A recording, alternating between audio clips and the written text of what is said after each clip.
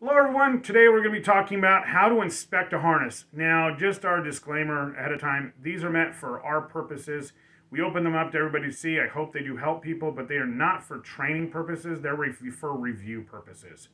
So, as in our company, we have qualified people that teach the classes, and we put these out for review purposes only. We are not responsible for any way that you've used this for any situation yours, and again, not for training purposes, just for review. So, kind of starting off, we're going to talk about our basic fall harnesses today. So these are our fall rest harnesses. The ones we use made in America, good quality harnesses. And we're just going to go from top to bottom on what we're looking for to say whether they are usable or not usable. Okay, now this is a test harness. This is one I keep secret because it is got a whole bunch of damage on it, and we're going to find all those problems today and help you guys find what you should be looking for when you're going through your harness. So first off, we're going to look for the blowout tags. Okay, so these are tags that should look like this. Okay, and what that means is when they're done like this, you can see that it says okay, there's no tearing in the webbing, there's no damage there, there's no damage inside. We can pull on it, we're not getting any webbing tear. When it comes to this side, it should look like this. This one's taken a massive fall, and when you fall on these harnesses, they'll tear out and tell you not to use them anymore. So if you saw any tearing or ripping where you could see through the webbing, you would have definitely a problem there. So that's an instant stop, instant fail. But we're going to go ahead and keep going as if that was not the problem, kind of work our way around the harness.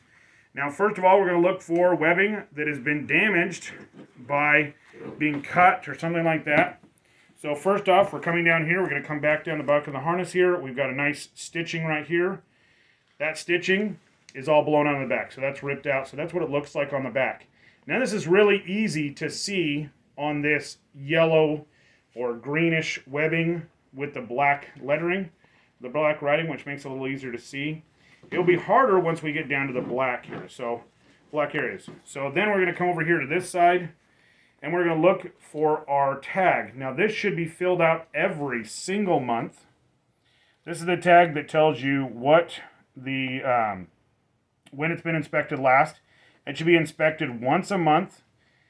You should be inspecting your harness every single day when you're using it.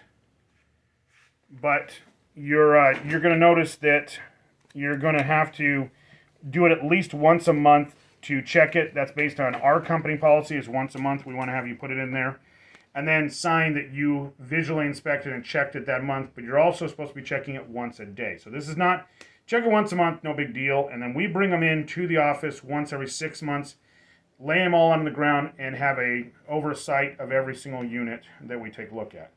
Now, if we go to the other side, most harnesses have them all on one side, but this harness has our other tag, which is our manufacturer's name and date and all that kind of stuff is on this side. Now, we see the manufacturing date on this one is 2015. It's 2023 right now, so this one is out of date. It is no longer usable because we have a 5-year policy. It may be different at your company, but at our company we have a 5-year policy. Anything over 5 years needs to be removed. It can be removed earlier for damage or wear, but that's kind of the limit of a harness. So we usually, probably 3-4 years, they usually get replaced just from being worn all the time. Now, again, we have a tear in the actual label here. If there's any tearing, fading, or damage to the tag, they again have to be removed out of the business. So that's really important. Okay. So now we're going to move down farther. We're going to come down here. We're checking all of our areas. We're looking for our metal areas, and we see here that we do have a good tag on this side, which all the buckles need to not be able to have the rope pulled or the webbing pulled back through. So we're checking the webbing, the buckles here to make sure they're in good shape. There's no dents, there's no dings, it's not bent in any way. And then we're going to kind of come over here to the other side. I like kind of taking them in that side-to-side action. The reason for that is because then I can take a look and see, is there any areas that might cause a problem that I can see as I go through. So as I'm going down through, I'm going to check the same thing in reverse on the other side. We're coming down here, we're checking everything. We come to our metal buckle on this side. And we have a blown out piece of webbing where it's not curled over properly and it's not set up properly. So we're going to have a problem there where it can actually pull straight through the loop and not be stopped. So that's a safety violation that hits. Now this is probably one of the hardest ones to see. Some of the harnesses will have black on black webbing, which is definitely the one I would not prefer you purchase. But this one is all black stitching, and it's stitched really, really well. Right up until it didn't work at all. Okay, so this one is also ripped all the way through. If we look at it on the other side, you'll see that the other side has the webbing that is stitched all the way through and it does not come apart. So that's why I say I usually try to mirror what I'm doing all the way through the harness to look for any differences. It usually helps me. As we travel down, we have our retainer straps. Those are in good shape. They're not broke off. Oh, here we go. What, can we see something different on this side of the webbing here? We have a cut. This would be an instant fail. Any kind of massive wear and tear, cuts, fraying of webbing, all bad, okay? Any melted areas where we may have set it up too close to a furnace vent or something like that and it may have got damaged that way, definitely bad. We come up here, these are plastic hooks for our snap rings. We don't use this in our industry very much, but in a lot of the industries you do when you're doing with work inside buildings where you're tying to the roof and other appliances above you, you'll tie your lobster claws or snap hooks in here. When it comes to our buckles, we use a couple different buckles here. This is the Cobra style buckle, and I just use the name because everybody knows the name. That's a brand name, but these snap buckles like this where they clip in. So you'll notice there's a green tag right here. And then as you push it through, there's a green tag in the window. Now if you pull on one side of the buckle, so if you push on one side, it should not open. If I push on the other side, it should not open. I have to push both sides to get it to open.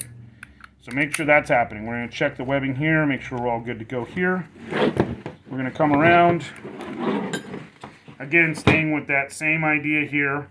We're coming in here, we're going to pull back the webbing or any kind of covers or anything like that and make sure we don't have any damage that's underneath the padding. Come around to the back here, again check our O-ring here to make sure we don't have any damage there. And again, we're going to pull back any kind of padding and make sure we don't have any damage underneath. And I'm going to be able to move my D-ring back and forth just to make sure I'm not seeing any damage underneath there and that any of the parts are there. Now you will see on some of the harnesses wear points where the wear point is not a damaged item, it's just wearing through. And it doesn't matter until it gets down to the actual harness itself. So once all the buckles are checked, everything is working properly, we can either pass or fail this harness. If it is failed, it does need to be taken and given to a qualified person.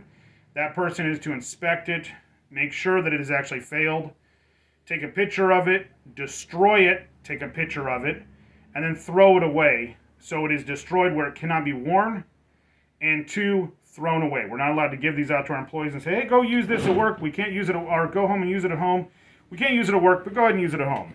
So this is probably our most common harness we use. Real nice light ones in the summertime. These are a little easier to wear. So these guys kind of run on a different principle. We're going to do the same thing. We're going to do our shakeout here to make sure everything's working properly. So we're going to grab them from the back here and we're going to shake them out. And you're going to see on the very back here we have our tags. This one has, if it's assigned to a certain person, they put their name there. Please write it small in case you need to change it to a new person. And then what I like about these gardening harnesses, they have covers that come over the top and actually protect all the tags. And again, they have the year, 5 years with all the months on there that's supposed to be checked. And again, they must be checked every single day. So once we get to this point, we're going to go ahead and say, this is a brand new harness. But the one thing I do want to show you guys is as I come around here to the front, we have a little different buckle. And this buckle is a pass-through buckle. So we pass through and actually clip it in like this. And we want to do every single pass-through buckle, we want to pull 3 times, just like that. It's stating that if I'm wearing it and I'm moving around, it's not going to come back through. So we pass it through, do our 3 times check. Now the other buckle you will see in our company will be the old belt style that has the grommets with the the standard point and go through like that. And that buckle, you need to make sure it fits properly, that all the grommets are in good shape, that no damage has happened to them there. And then just make sure that they are able to be tucked. And then again, go ahead and pull on them, make sure they're not going to pull through. Now when it comes to ropes are, we want to check all the snap hooks to make sure that the snap hook on the back does not come loose. That this should pop back into place. This is a lock on the back. That the front should not be able to open if I pinch the back of it without pressing the back. Then if I open it, it should snap back into place, thus the snap hook. This is again another blowout item. We want to make sure these are only 6 footers. These come in a couple different lengths. We want to make sure they're no higher than 6 feet. And that when we look at them, they're all covered with this plastic shrink wrap. And that all the stitching is in good shape. So if we look at stitching here and we see it all blown out somewhere or pulled all the way out, that's a bad sign, but it would be something where this is meant to pull out 6 feet extra. So always keep in mind, guys, when you're on the roof, make sure that your rope is not going to let you go any more than 6 feet to the ground, because this can possibly extend all the way up to 6 feet. We go through here, we check our ends to make sure there's no damage there. We come to our rope, make sure that our loops are nice, and then we have this plastic shrink wrap over them. These are stitched. We want to make sure there's no blown out stitching. We want to make sure we've got our tags on here. As we come down to our descenders, we want to make sure that they're locking, they're moving freely, and that they move forward and backwards. So when we want to go down, we pull them, and they should lock into place. Again, 3 quick jerks to make sure they're in good shape. Want to make sure the webbing is in good shape here. We're not seeing any stitching issues, and again, check here, and let go and make sure they all snap back. Check the rope all the way through physically and visually to make sure there's no melting points, no burn marks, no things that would actually cause a problem, no nicks, cuts, things like that. And then as we go all the way through, we're going to speed up this process and come all the way to the end. And as I come all the way to the end here, physically checking, visually checking with my hand, I'm going to call them all the way to the end. We either need to have a knot or this coating on the outside to crimp it down to make sure that this cannot come through and fray out on us. Okay?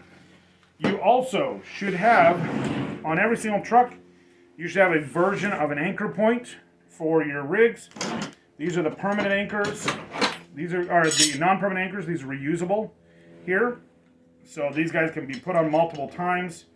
We have another video on anchors. Watch that.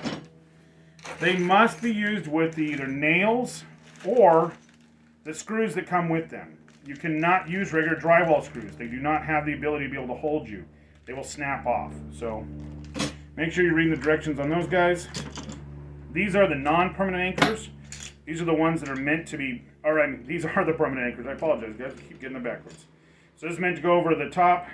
Use the nails that come with it, pounding into a rafter, and then it's left underneath the shingles. So these are real popular.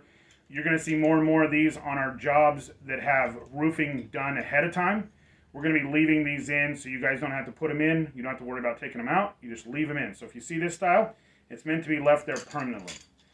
If you see this style left there, that is a style that needs to be removed when you leave. Okay?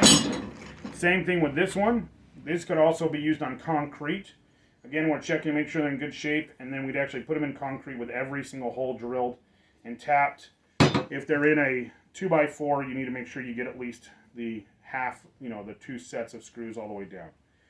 So guys, again, this is just a review, but we want to make sure everybody understands. We must be checking these every single day. Check your friends' harnesses too.